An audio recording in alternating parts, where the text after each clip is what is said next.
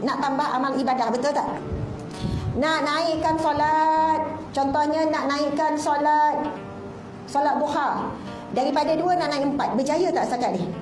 Kadang tak solat duha langsung, nak naik 2 jadi 4, ya Allah payahnya. Nak naik 4 jadi 6, nak jadi 8, paling banyak 12 kan. Nak 2 tu pun payah. Kita selalu bila tahun baru ke, bulan Ramadan ke, apa ke, kita niat apa? Niat nak bangun malam, nak qiyamul lail, nak jaga. Ada di kalangan kita nak niat apa? Nak puasa Isnin Khamis, nak istiqamah. Berjaya tak? Allahu Akbar, payah juga.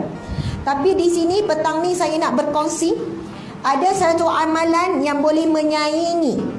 Orang yang buat benda ni, dia boleh mengatasi, ataupun kedudukan dia boleh jadi sama level dengan 2 golongan ni, iaitu golongan yang sentiasa bangun malam, ahli qiyamul lail. Yang kedua golongan apa? Ahli puasa, as-shaimun, orang-orang yang sentiasa berpuasa. As-shaimun ni bukan puasa Isnin Khamis je, hidup dia lebih banyak berlapar daripada kenyang. Maksudnya hari dia tak puasa pun dia macam orang puasa, makan sikit saja.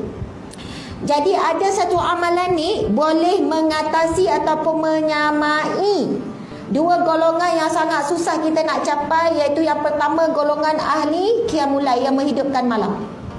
Kita bukan malam sangat, kita hujung malam dekat subuh baru dapat bangun tu. Nak bangun tengah-tengah pukul 1 ke 2 tu memang payah sangat, mencabar sangat.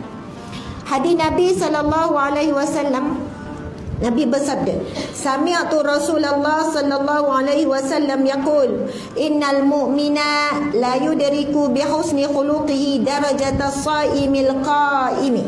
Rawahu Abu Daud, hadis yang sahih. Daripada Aisyah radhiyallahu anhu, beliau berkata, saya pernah mendengar Rasulullah sallallahu alaihi wasallam bersabda, sesungguhnya orang mukmin itu dengan kebaikan akhlaknya, akhlak yang baik, boleh mengejar darjat orang yang rajin berpuasa dan rajin berqiyamul lail. Masya Allah. Golongan yang boleh mengatasi ataupun menyamai orang yang rajin qiyamul lail, sampai dia diberi gelaran ahli qiyamul lail, ahli yang mendirikan malam. Yang kedua, ahli yang berpuasa, puasa je selalu, ibadah puasanya sangat hebat. Golongan mana yang boleh mengatasi ataupun menyamai kedudukan golongan ni? Sebab nanti kan ada satu pintu namanya pintu Ar-Rayyan, yang akan dipanggil siapa? Wahai orang-orang yang berpuasa, sampai ada satu pintu khas yang orang berpuasa disuruh masuk. Bila dah masuk, orang-orang yang mencintai puasa masuk, pintu tu akan ditutup. Nak kata hebatnya orang yang berpuasa ni. Kita tak boleh sampai tahap tu, betul tak? Kita banyak kenyang daripada lapar.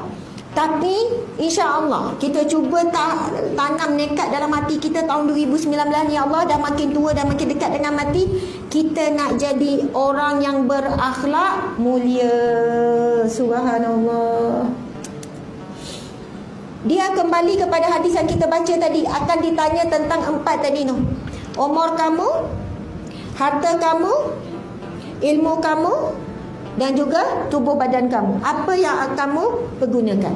Orang yang berakhlak mulia, dia akan dapat jawab 4 perkara ni. Masya Allah. Bila sebut pasal akhlak, akhlak ni ada 2. Satu, akhlak dengan Al-Khaliq, dengan Allah. Yang kedua, akhlak dengan makhluk, iaitu selain daripada Allah. Termasuklah akhlak kita dengan pokok, termasuklah akhlak kita dengan binatang, burung ke, dengan anjing yang lalu ke, dengan kucing ke. Akhlak kita dengan seluruh makhluk. Akhlak kita dengan air ke, itu pun makhluk. Akhlak kita dengan apa-apalah, subhanallah. Dan yang paling utama, kita orang perempuan, sumber pahala ataupun sumber dosa kita, akhlak kita dengan ahli keluarga. Yang paling nombor 1 dengan suami, dengan suami. Cuba kita nekat, hari ni dah 2 hari ni, hari ni 2 hari bulan, ada tak menyakiti hati suami ni? Subhanallah. Jadi kita niat tu, kita pun doa. Kita minta, ya Allah, berikanlah aku akhlak yang mahmudah. Ya Allah, berikanlah aku akhlak yang mahmudah. Ya Allah, ya Allah, berikanlah aku orang yang berakhlak yang baik. Bahasa Melayu pun tak apa, bahasa Arab pun boleh. Allahumma ja'alna min husnil khuluq. Ya Allah, jadikanlah aku di kalangan orang yang baik akhlaknya. Ataupun kita sebut, ya Allah, jadikanlah aku. Kita kena minta tolong dengan Allah sebenarnya. Kita tak mampu. Kita memang lemah sangat untuk memiliki akhlak yang mulia. Allahu Akbar. Akhlak ni Semualah kadang dengan orang luar, dengan apa sangkaan kita, macam mana cara kita berjalan, cara kita bercakap dengan kawan ke, dengan siapa dalam WhatsApp ke, ayat yang kita tulis, kita kata ya Allah tak nak jadi pemarah dah ya Allah, tak nak jadi hasad dengki dah, tak nak sangka buruk, semua tu akhlak lah tu, akhlak hati kita kan. Susah nak jaga sebenarnya.